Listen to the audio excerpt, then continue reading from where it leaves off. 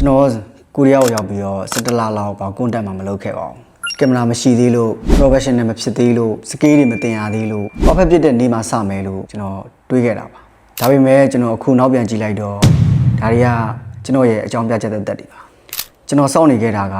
perfect ဖြစ်ဖို့မဟုတ်ပါဘူးကျွန်တော်ကြောက်နေတဲ့အရာတွေကိုဖုံးကွယ်နေခဲ့တာပါကျွန်တော်တို့ထဲကအများစုဒီလိုပဲတွေးကြတာပါဗီဒီယိုတွေတင်ခြင်းနဲ့ blog တွေရိုက်ခြင်းနဲ့ content တွေဖန်တီးခြင်းနဲ့စီးပွားရေးလေးအသေးစားလေးတစ်ခုစခြင်းနဲ့ကျွန်တော်တို့မစရဲပါဘူးတဲလည်းမရှိသေးလို့ဘာစကေးမှမရှိသေးလို့ professional မဖြစ်သေးလို့နည်းနည်းလေးကျွမ်းကျင်လာမှကျွန်တော်တို့စမယ်အဲ့ဒီလိုအတွေးတွေနဲ့ကျွန်တော်တို့ရဲ့အိမ်မက်တွေကိုကျွန်တော်တို့ကိုယ်တိုင်ပဲရှက်ထားကြတာပါအဲ့ဒီအထက်မှာကျွန်တော်လည်းအတူတူပါပဲကျွန်တော်လည်းအရင်တုန်းကထင်ခဲ့တာအောင်မြင်သူတွေဟာ talent ရှိလို့အောင်မြင်ကြတာကျွန်တော်တို့နဲ့မဆိုင်ဘူးကျွန်တော်တို့မှာ talent မရှိဘူး professional တွေဟာ professional ဖြစ်ပြီးမှလူရှိကိုထွက်လာကြတာဒါပေမဲ့အခုလိုအတွေးတွေကမှားနေတယ်ဆိုတာကို show you ပါကွာဆိုတဲ့စာအုပ်ကိုကျွန်တော်ဒီနေ့ဖတ်ပြီးမှသိလိုက်ရတာပါအဲ့ဒီစာအုပ်ကိုစာရေးသူ Austin Kleon ကရေးသားခဲ့တာပါဒီစာအုပ်ကအရန်ရှိုးရှင်းတဲ့အကြောင်းတစ်ခုကိုပြောထားပါတယ် perfect ဖြစ်မှမစနဲ့လုံရင်းနဲ့တိုးတက်ပါဖန်တီးမှုဆိုတာကကျွန်တော်တို့ genius လို့ခေါ်တဲ့ permission နေတာပြုလုပ်နေတာမဟုတ်ပါဘူးကျွန်တော်တို့လူဘာမှမဟုတ်တဲ့လူတွေကထက်ခါတလဲလဲနေတိုင်းလုပ်တဲ့လူတွေစီမှာလည်းဖြစ်လာနိုင်ပါတယ်ကျွန်တော်တို့သင်ယူနေတာကိုမျှဝေပါနေတိုင်းလုပ်နေတာကိုချပြပါဒီက sub promotion မဟုတ်ပါဘူး landing ကို public မှာချပြတာဖြစ်ပါတယ်ဒီစာအုပ်ထဲမှာပြောထားတဲ့အခုလိုအတွေးတွေကကျွန်တော်ကိုအများကြီးရိုက်ခတ်ခဲ့တာပါကျွန်တော်စောင့်နေတာကိုရက်လိုက်တယ်ပြီးတော့နေတိုင်းနည်းနည်းချင်းစီစပြီးတော့ကျွန်တော်ဖန်တီးပါတယ်ကျွန်တော် professional creator မဟုတ်သေးပါဘူး video edit တွေလုပ်ရင်မှားတယ် content creation တွေလုပ်ရင်မှားတယ် script တွေရေးရင်ကျွန်တော်အများကြီးမှားပါတယ်ဒါပေမဲ့ကျွန်တော်မလုပ်တာတဲ့လုံရင်မှားတာကိုကျွန်တော်ရွေးလိုက်ပါတယ်ဘာလို့လဲဆိုတော့ rapid တွေက scale ဖြစ်စေပါတယ် scale တွေကကျွန်တော်တို့ရဲ့ confidence ကိုရလာစေပါတယ်ကျွန်တော်တို့ရဲ့ယုံကြည်မှု confidence တွေကကျွန်တော်တို့ရဲ့ opportunity ကိုဖြစ်စေပါတယ်အခုကျွန်တော်ရိုက်နေတဲ့ video တွေက perfect မဟုတ်ပေမဲ့မနေ့ကရိုက်ထားတဲ့ video ထက်ပိုကောင်းလာအောင်ကျွန်တော်ကြိုးစားပါတယ်ကျွန်တော်လိုချင်တဲ့အရာလည်းအဲ့ဒီအရာပါပဲဒီစာအုပ်ကနေကျွန်တော်ယူလိုက်တဲ့ principle လေးတစ်ခုက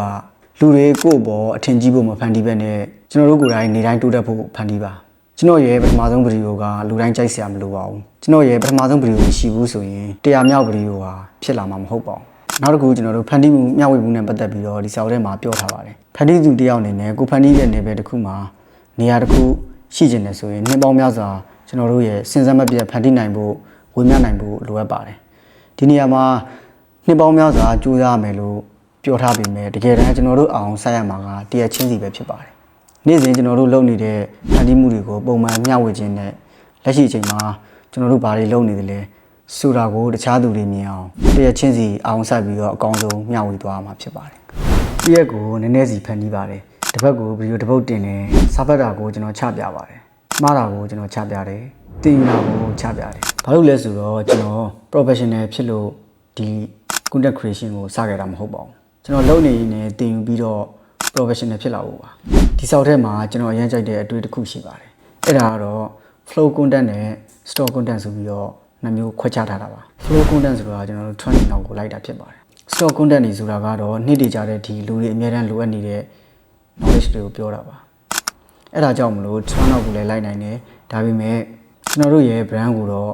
store content အနေနဲ့တည်ဆောက်ရပါမယ်အဲ့ဒါကြောင့်မလို့ကျွန်တော်တို့က trend နောက်တွေလည်းလိုက်နိုင်တယ် store content တွေကိုယ့်ရဲ့ brand ကတော့ store content အနေနဲ့တည်ဆောက်ရပါမယ်စာအုပ်တွေ psychology တွေ communication skill တွေဒီလို knowledge content တွေကတော့ဘယ်တော့မှကျွန်တော်တို့အတွက်ယူမသွားပါဘူးဒီဗီဒီယိုကိုကြည့်ပြီးရင်ကျွန်တော်တို့ perfect ဖြစ်ဖို့အထိမဆောက်ပါနဲ့ဖုန်းတစ်လုံးရှိရင်ဖုန်းတစ်လုံးနဲ့စပါဗီဒီယိုရိုက်ချင်စရိုက်လိုက်ပါ blog တွေစလုပ်ချင်တယ်ဆိုရင်စပြီးတော့လုပ်ကြည့်လိုက်ပါ notebook တုံးရှိရင် notebook တုံးနဲ့ရေးပါကျွန်တော်တို့ရဲ့သင်ယူနေတာတွေကိုမျှဝေပါ show your work ဘာလို့လဲဆိုတော့လူတွေက perfect ဖြစ်တဲ့သူတွေကိုမမှတ်မိပါဘူးအများတန်းသင်ယူနေတဲ့သူတွေကိုမှတ်မိတာဖြစ်ပါတယ်ဗီဒီယိုကိုအဆုံးထိကြည့်ပြီးလို့ကျေးဇူးတင်ပါတယ် like and subscribe မလုပ်ရသေးဘူးဆိုရင်ကျွန်တော်ရဲ့ channel ကို like and subscribe လုပ်သွားခဲ့ပေးပါဦး